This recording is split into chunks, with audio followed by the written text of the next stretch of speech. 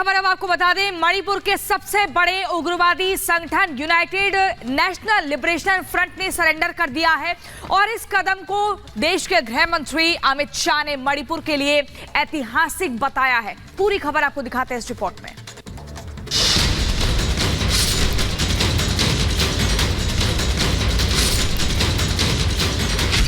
एक, दो, 3, 4, 5, 10, 20, 50 नहीं, सैकड़ों बंदूकें हैं जो अब खामोश हो चुकी हैं। हथियार डालने वाली ये तस्वीर है हिंदुस्तान के लोकतंत्र में विश्वास की। ये सबूत है सरकार के काम में भरोसे और हिंसा की जगह शांति बहाली की ओर लौटने की।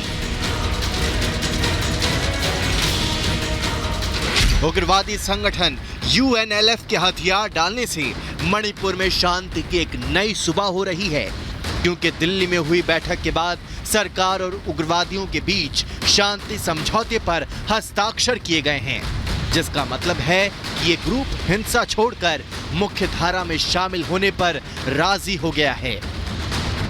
उन्होंने ये शांति रास्ता में आने के लिए जो राजी हुआ है, इसके लिए भी हम यूएनएलएफ का कैडर लोग को, उसका मेंबर लोग को अपने दिल से अप्रिशिएट करता हूँ और ये भी उम्मीद करता हूँ कि जितना भी स्टेट में जो अभी उग्रवादी है और एंटी जो हथियार पकड़ के जो बिकर रहा है, वो लोग भी शांति के रास्ता में आए और स्टेट को और भारत को शांति रखे।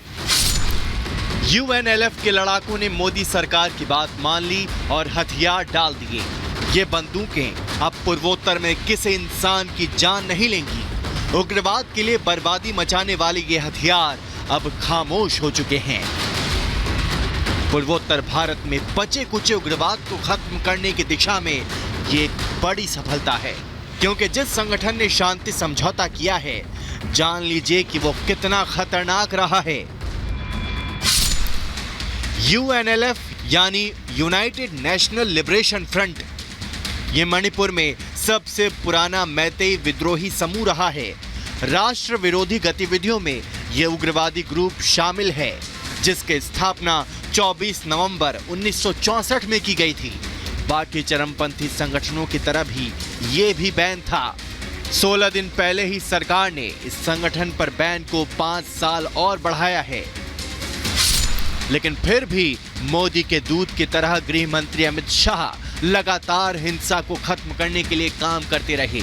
उनकी इसी सख्ती ने उग्रवादियों को सरेंडर के लिए मजबूर कर दिया, जिसके बाद शाह ने ट्वीट कर कहा, मणिपुर का सबसे पुराना घाटी स्थित सशस्त्र समूह यूएनएलएफ हिंसा छोड़कर मुख्य धारा में शामिल होने पर सहमत हो गया है। मैं लोकतांत्रिक प्रक्रियाओं में उनका स्वागत करता हूं और शांति और प्रगति के पथ पर उनकी यात्रा के लिए शुभकामनाएं देता हूं।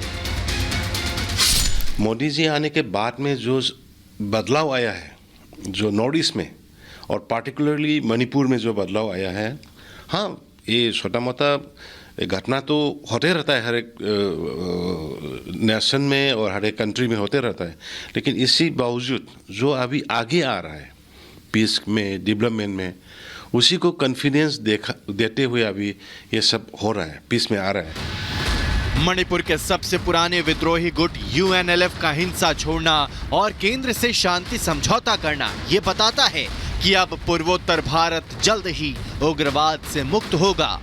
Bureau report, Republic Bharat.